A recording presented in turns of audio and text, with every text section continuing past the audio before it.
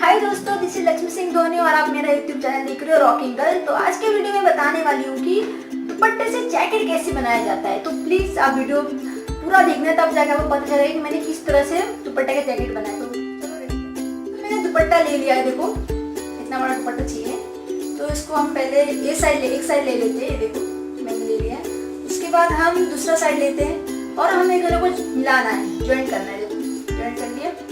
उसके बाद हम इसके कर लिया बराबर, ये देखो। अब हम दोनों में गांठ बांधने वाले हैं। देखो आप देख सकते हो मैं कैसे कर रही हूँ। ऐसा करना आप और ऐसा करना, ठीक है।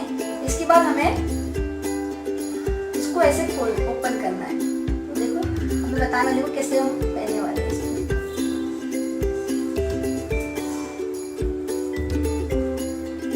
तो देखो मेरा जैकेट रेडी हो चुका है। आप देख सकते हो मेरा जैकेट किस तरह से मैंने बनाया है। इसको इस तरह का बना है मेरा, बना लिया है। किस तरह का लग रहा है मेरा जैकेट, आप देख सकते हो मेरा जैकेट। देखो बहुत आसान है, सिंपल है।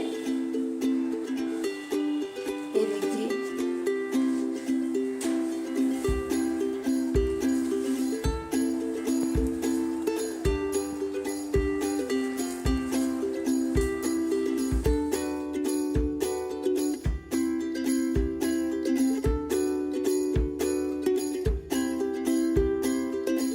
तो आपने देखा कि मैंने किस तरह से दुपट्टे से जैकेट बनाया।